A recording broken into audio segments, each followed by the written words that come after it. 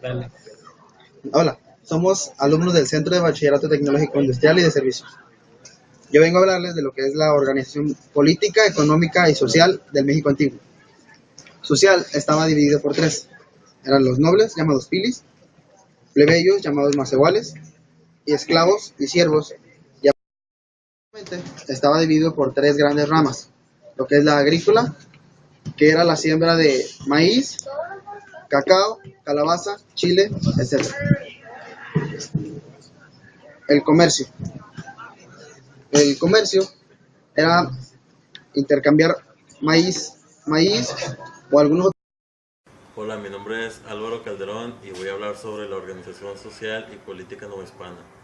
La primera sociedad colonial consistió en españoles, criollos, indios, mestizos, castas y negros. La organización de la población de la Nueva España se daba en función de la pertenencia o no a ciertos grupos étnicos.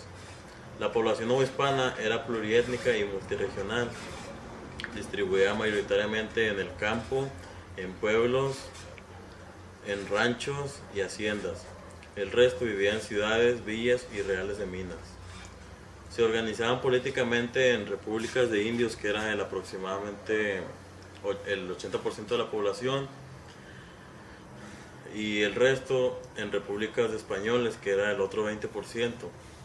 Se constituían como ayuntamientos indígenas o españoles. Estas repúblicas o alcaldías eran la base de la organización política de la Nueva España, cuya dirección recaía en el virrey. El virrey así se constituía en la cabeza del aparato religioso católico, que viene siendo el regio patronato y del estado virreinal. Organización económica novohispana. Las actividades económicas del México colonial eran la minería en gran escala, la agricultura y la ganadería, las manufacturas artesanales y el comercio interno e internacional. La minería era la primera actividad económica de la colonia. La actividad minera fue el rubro productivo más importante protegido por la corona. Se habían creado un estado político que intentaba dirigir una enorme sociedad tradicional compuesta por grupos e instrucciones racias al cambio como era el ejército nacional, la iglesia y las numerosas comunidades indigentes y mestizas que componían casi el 80% de la población total. La organización política que se presentó en México de 1821 a 1856 nunca fue estable, ya que constantemente alterada por violentos cambios políticos que se expresaron en diferentes tipos de Estado y de gobierno, que incluyeron desde las figuras de los imperios mexicanos hasta las dictaduras personales, pensando por todo el tipo de repúblicas federales contra centralistas, conservados y literales que malamente administraban estados, prefecturas, circunscripciones, distritos, etc., que en teoría gobernaban la existencia de miles de municipios pobres e incomunicados. Bueno, ¿ya? Ok. El país estaba sobreviviendo a una escuela de la producción agropecuaria interna, porque esto estaba a cargo de pequeños ranchos y haciendas, y estos mismos ranchos y haciendas estaban en manos de pequeños. Bueno, ahora vamos a hablar acerca de un periodo que tuvo México, que comprendió 20 años. Estos iban desde 1856 hasta 1876. Este periodo de 20 años fue uno de los más decisivos que conoció el país, y se puede dividir en dos fases. Se le conoce como la fase A y la fase B. La fase A fue de 1856 a 1867, y ya la fase B fue de 1867 a 1876. Bueno, para empezar, la fase A, que duró 11 años, se sentaron las bases jurídicas y la autoridad moral que permitió la construcción de un nuevo país y una totalmente nueva nación. De los 11 años, 3 fueron solamente relativa paz. Después de esto, luego ocurrieron años de guerra civil, 2 años luchando contra la intervención francesa y 3 años combatiendo contra las tropas del imperio de Maximiliano. Esto es 8 años completos de guerras, que si bien destruyó lo que se había conservado y construido luego de la Guerra de Independencia, liquidó toda oposición política y conservadora y eliminó todo poder de la única institución que podía competir con el Estado mexicano. Esta institución era la Iglesia Católica. De esta manera el Estado ya fue proyectando en la Constitución de 1857 y lo que fueron las leyes de reforma, estas con el 1859, que era un Estado republicano y federal, con un gobierno dividido en 3 poderes públicos, el legislativo, el judicial y el legislativo. Estos estaban organizados en federal, estatal y municipal.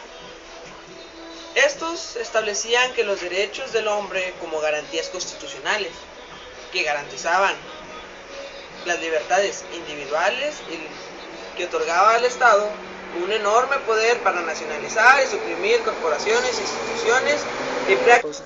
No es cierto, dale pues.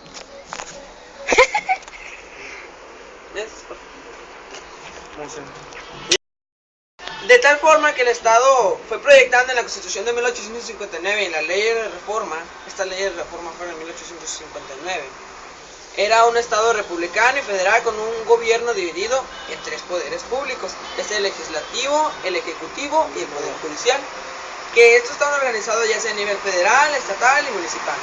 Y estos establecían que los derechos del hombre son como garantías constitucionales que garantizaban las libertades individuales y además de todo esto le otorgaba al Estado un enorme poder para ya nacionalizar y suprimir corporaciones, instituciones o prácticas que evitaran el libre comercio. La laicidad y la libertad de culto y del pensamiento. Estos eran en lo que más favorecían todas estas constituciones y reformas de 1857. Bien, yo voy a hablar sobre la organización política y económica durante el Porfiriato. Esto es uno de los temas que más han marcado a nuestro México porque el Porfirio fue un militar que se encargó de estar al mando de nuestra presidencia por varios años y reelegirse, que fue de 1877 a 1910, pero entre ese periodo su compadre Manuel González estuvo de 1880 a 1884. Porfirio Díaz ha sido una de las personas que más han marcado nuestra historia, ya que se encargó de hacer que nuestro México creciera políticamente y modernamente, económicamente e industrialmente. Porfirio Díaz ejercía una presión sobre la prensa y periodistas para que no opinaran sobre que él se estaba reeligiendo y hacía trampas en los votos para estar constante en la reelección y seguir ganando y estar al mando de nuestra presidencia. Bien, Porfirio logró tener la lealtad de 2 grupos, que eran los reyistas y los científicos. Gracias a estos 20 años de lealtad por parte de los bandos científicos y reyistas, Porfirio Díaz logró estar al poder tanto tiempo, pero originaron 3 tipos de clases: la clase alta, la media y la baja. En la alta, donde se encontraban los presidentes, hacendados y rancheros; en la media, donde se encontraban algunos profesionistas como doctores, licenciadas, etcétera, y en la baja, donde estaban mineros, obreros. Porfirio Díaz logró hacer crecer económicamente México gracias a una expansión ferroviaria y a la comunicación. Y gracias a las haciendas, gracias a él y a la ley de lerdos, de baldios y a compañías privadas, las haciendas agropecuarias crecieron. México moderno y contemporáneo. Este abarca un periodo de 1920 al 2000.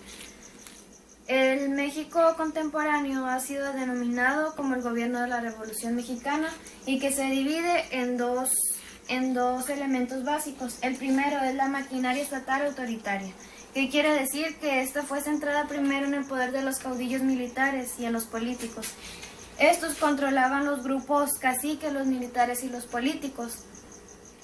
También, más tarde, la organización de un partido de Estado denominado sucesivamente PNR y PRM y lo que hoy conocemos como el PRI.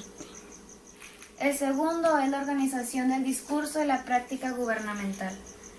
Este se encarga de una política justicia social que prometía a la mayoría de los sociales un cambio verdadero.